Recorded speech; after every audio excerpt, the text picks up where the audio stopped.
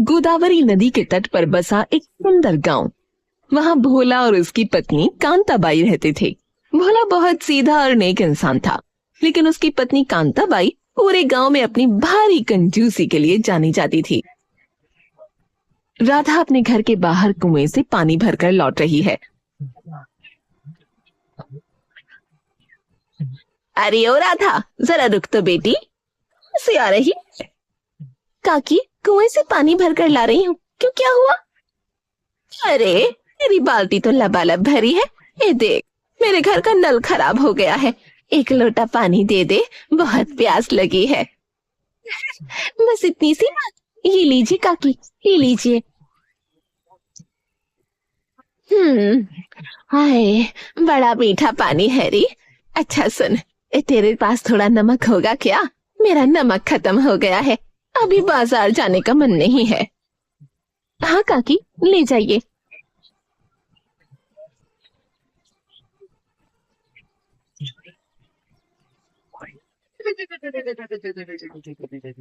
अरे सिर्फ नमक से क्या होगा, थोड़ा मिर्ची पाउडर और हल्दी भी दे दे, कल सुबह वापस कर दूंगी। काकी, आज तो पूरा राशन ही मांग रही है, और ये हल्दी वापस कैसे करेंगी इस्तेमाल के बाद? अरे तू तो मजाक भी ना समझती। अच्छा सुन, तूने जो नई साड़ी पहनी है बड़ी सुंदर है। पुरानी हो जाए तो फेंकना मत, मुझे दे देना, मैं इसके पायदान बना लूंगी। काकी, अभी तो मैंने ये साड़ी पहली बार पहनी है और आपने इसे पायदान भी बना दिया। अगली बार आप मिलेंगी तो मैं रास्ता बदल लूंगी। अरे रास्ता क्यों बदलेगी, भागते भागते जाएगी तो तेरी चप्पलें जल्दी घिस जाएंगी, पैसे बर्बाद होंगे। मेरी बात मान और धीरे चल।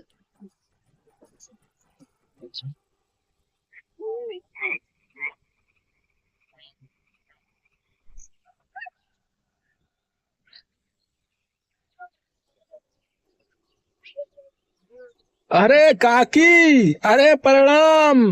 अरे एकदम ताजा सब्जी ले लो। अरे आज ही खेत से तोड़ कर लाया हूँ। हाँ, अरे रामू, ये तो सूखी हुई लग रही है, और दाम 1 रुपए किलो। 5 पैसे दूंगी, लेना है? हाँ, 5 पैसे? काकी, आजकल तो एक मिर्च भी 5 पैसे में नहीं मिलती। ये देखिए, ये देखिए, कितना ताजा बैंगन है, ये ले लीजिए। अरे चुप कर, इस बैंगन में इतना पानी क्यों है? तूने वजन बढ़ाने के लिए इंजेक्शन से पानी भरा है ना? अरे हाय राम, अरे काकी वो बारिश का पानी है। अरे आपको सब्जी नहीं लेनी है तो कम से कम टोकरी से तो हाथ हटा दीजिए। क्यों रे, हाथ लगाने से क्या तेरी सब्जी घिस जाएगी? अरे वो क्या लिया आपने? अरे ये तो नीचे गिरी थी, खराब हो जाती, मैंने ये ले ली। इसके पैसे तो नहीं देने होंगे ना? अरे काकी, अरे हद कर दी आपने तो।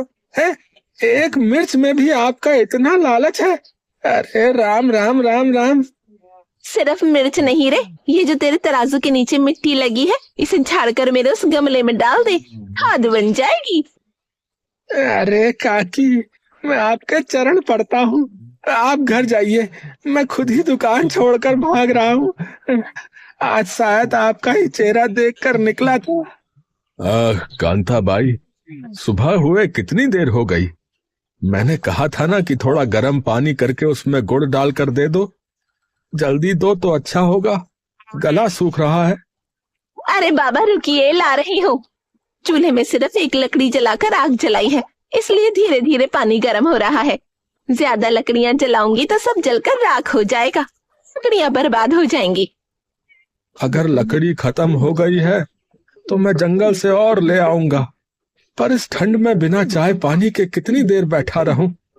दूध निकाले भी कितना वक्त हो गया। क्या एक कप चाय बनाने में इतना समय लगता है? क्या कहा? दूध? दूध की क्या जरूरत है? बछड़े के पीने के बाद जो दूध बचता है वो बेचने के लिए है, क्या उसे हम पी जाएंगे? सुबह सुबह इस गर्म गुड़ के पानी से आपका काम नहीं चलता क्या? अरे अरे इसमें गुड़ डाला भी है या सिर्फ शकल दिखाई है उसकी? है, अरे ये तो बिल्कुल भी मीठा नहीं है।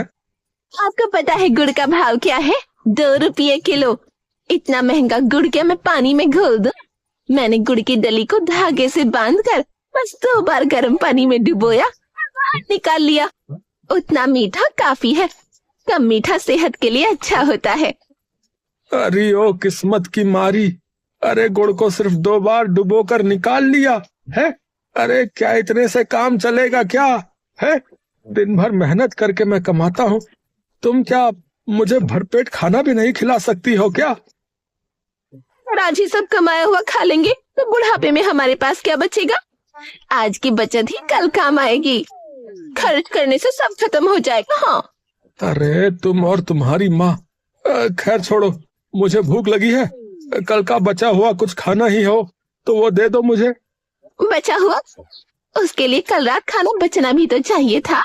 मैंने हिसाब से उतना ही बनाया जितना हम दोनों के लिए काफी हो। अगर चाहिए तो चावल का पानी रखा है, पीकर चले जाइए। क्या? चावल का पानी?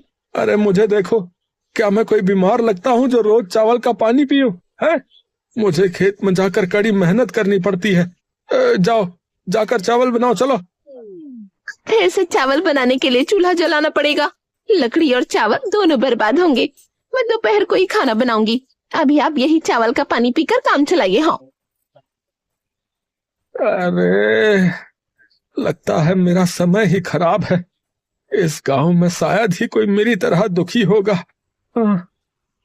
भोला वही चावल का पानी पीकर फटी हुई धोती पहनकर खेत जाने लगा।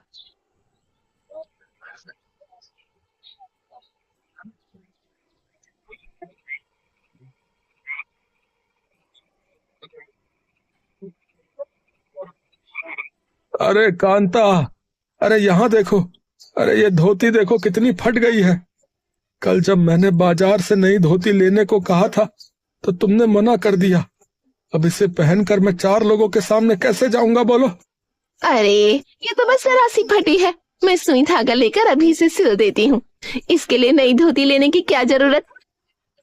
बाजार में नई धोती के 10 रुपए मांग रहे हैं। अरे मेरे पास पैसे हैं, मैं दे रहा हूँ। तुम जाकर अपने लिए भी नई साड़ी ले लेना। नई धोती? बिल्कुल जरूरत नहीं है। और मेरे लिए साड़ी? शादी के वक्त जो साड़ियाँ आई थी वो अभी भी संदूक में वैसी की वैसी रखी हैं। मैं वही पहन लूंगी। अरे शादी को 20 साल हो गए कांता, 20 साल। वो साड़ियां पुरानी होकर फटने लगी होंगी। हाँ, इंसान को कम से कम अच्छे कपड़े तो पहनने ही चाहिए। पड़ोस वाली सुब्बा लक्ष्मी को देखो, कैसे साड़ियां पहनती है। उस सुब्बा लक्ष्मी को अकल नहीं है। पति मेहनत से कमाता है, वो उसे उड़ाती रहती है। कल वो सड़क पर आ जाएंगे। मैं वैसी ना हूँ, मैं पैसे बचाती हूँ। आप धोती उतारिए, मैं सिल देती हूँ। अरे ठीक है भाई, ठीक है, तुमसे कोई नहीं जीत सकता है भाई। लाओ लाओ, सुई धागा मुझे दो, मैं खुद ही सिल लेता हूँ।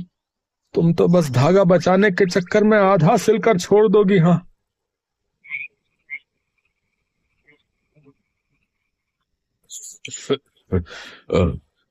देखो रामू, अब मेरा शरीर मेरा साथ नहीं दे रहा है।